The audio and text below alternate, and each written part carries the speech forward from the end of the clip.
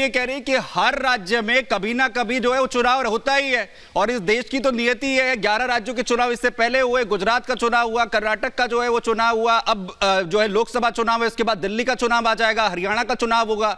उससे पहले भी आप लोग यही कह रहे थे। वो कह रहे हैं कि सिर्फ हर बार सिर्फ यही अपने आप में बचाव के लिए, क्या ईडी सीबीआई वो काम करना बंद कर रहे हैं? बीजेपी कह रही है क्या उन्हें मना कर दें कि नहीं अभी काम मत करो?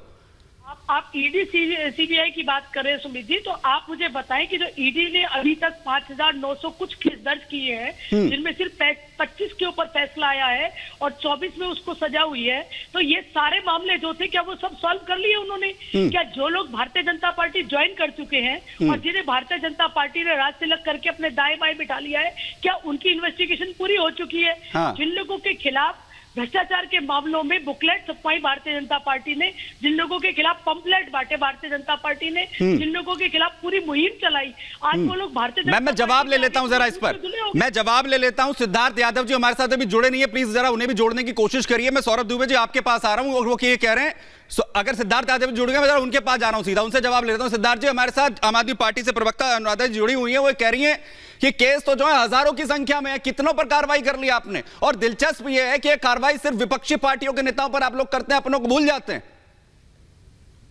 देखिए, सबसे पहली बात तो ये अच्छा है कि आज पहली बार किसी विपक्ष के प्रवक्ता ने सच फैक्ट बताए। 25 केसेस में कन्विक्शन हुआ है अब तक ईडी के केसेस में, जिसमें 25 केसेस का कंक्लूजन हुआ है, जिसमें 24 में कन्विक्शन हुआ है। मतलब ये 95% का कन्विक्शन रेट है ईडी का। आपने अपने 10 साल में मात्र 100 केसेस में चार्जशीट करी थी, हमने अपने 10 साल में 880 केसेस में चार्जशीट करी। अगर कोई एजेंसी अपना काम ढंग से कर रही है और वो इस देश में भ्रष्टाचारियों पर एक कहर बनकर टूट रही है, तो आप तो भ्रष्टाचार का नाम लेके सत्ता में आए थे। आप तो वो लोग थे जिन्होंने हमेशा कहा था ये भ्रष्टाचारियों को अंदर डाल दो, मैं लिस्ट लेकर आ रहा हूं, मैं लॉकर तोड़ रहा हूं, मैं ये बाहर निकाल के लाया, ये देखो सारे भ्रष्टाचारी, और उनके साथ आप खड़े होकर स्टेज पे फोटो खिंचवाते हैं, स्टेज से आप नीचे गिरने की कगार। नहीं, आप तो ऐसे घोटालों में समन कर दे रहे हैं। एक मिनट, नहीं सिद्धार्थ, वो ये कह रहे हैं सिद्धार्थ जी, वो आप ऐसे समन भेज दे रहे हैं, उन्हें तो जानकारी नहीं है इस बात की ना। अनुपा जी कह रही हैं, और कुछ देर पहले खुद आम आदमी पार्टी की तरफ से जो है प्रेस कॉन्फ्रेंस की गई, कह रहे कि कौन शराब घोटाले का अभी तक जिक्र हो रहा था, हमें तो यही नहीं पता जल बोर्ड घोटाला कौन सा है ये। नहीं, जल बोर्ड, ये इसमें बात दूसरी है। समन का आपको नहीं जानकारी थी, इतनी तो समझ में आ गया। जल बोर्ड घोटाले का आपको नहीं जानकारी थी।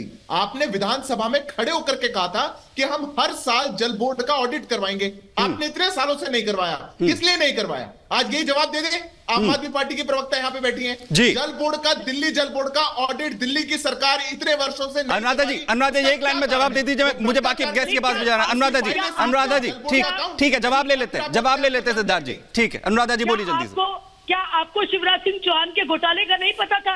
क्या आपको अजीत पवार के घोटाले का नहीं पता था? क्या आप नहीं, आप बताइए, क्या आप भ्रष्टाचार का समर्थन करते हैं राजनीति में? आपकी पार्टी भ्रष्टाचार का समर्थन करती है क्या?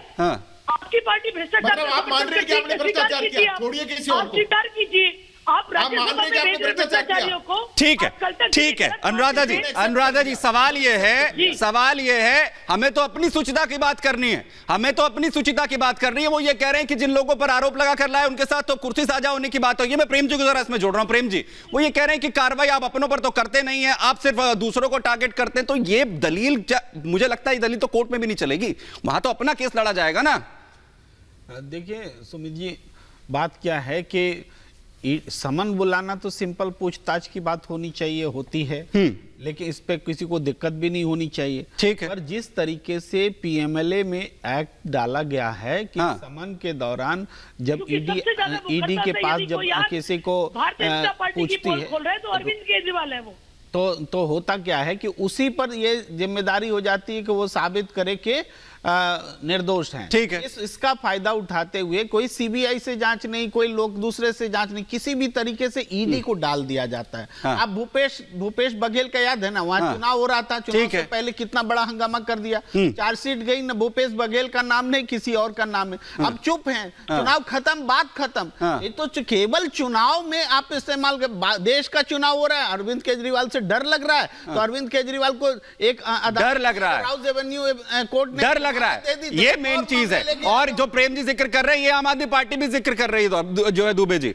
आम आदमी पार्टी भी यही कह रही है, सब कुछ हो रहा है सिर्फ इसलिए कि अरविंद केजरीवाल को प्रचार से जो है वो रोका जाए। और अनुराधा जी ने अपनी बात की शुरुआत भी इसी बात से की थी कि चुनाव है, इसलिए ये सब कुछ हो रहा है। दुबे जी देखिए, प्रचार प्रसार तो केजरीवाल जी का हो ही रहा है ना। हाँ। अभी चर्चा भी अरविंद केजरीवाल जी पर हो रही है। बस ये दुर्भाग्य है कि वो भ्रष्टाचार को लेके हो रही है।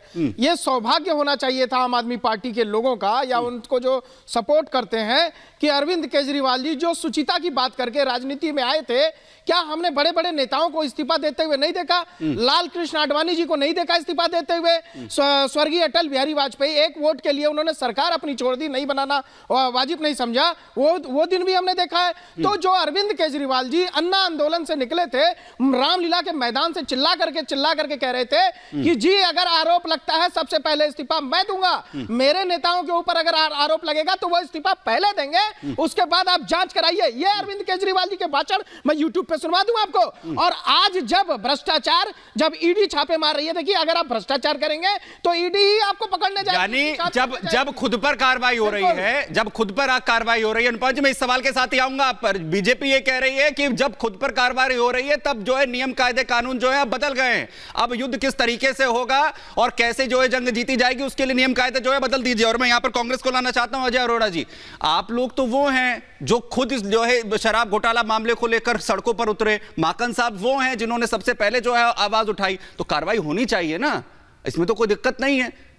सुमित जी, जिसकी लाठी उसकी भैंस। जिस प्रकार से केंद्रीय सरकार अपनी एजेंसीज का दुरुपयोग कर रही है, मुझे तो लगता है सुमित जब ईडी जाती है, हाँ। इन्होंने कोई फॉर्म छपवा रखा है मेंबरशिप देने का भारतीय जनता पार्टी की, कहीं अंदर खाने ये कहते हैं या तो हमारी बात मानो, बीजेपी के मेंबर बन जाओ या सीधा जेल जाओ, आप पे कार्रवाई होगी। वो जिस प्रकार से डरा रही है जी, जिस प्रकार से डरा रही है, और बिल्कुल प्रेम जी ने बिल्कुल अच्छी बात की, प्रेम जी ने बड़ी अच्छी बात की कि डर लग रहा है। देखो मैं बात कर रहा हूँ, सौरभ जी को डर लगा। नहीं सबूत पेश करिए। डर लगा। देखिए आम आदमी पार्टी और कांग्रेस का तो काम है अफवाह पे बात करना।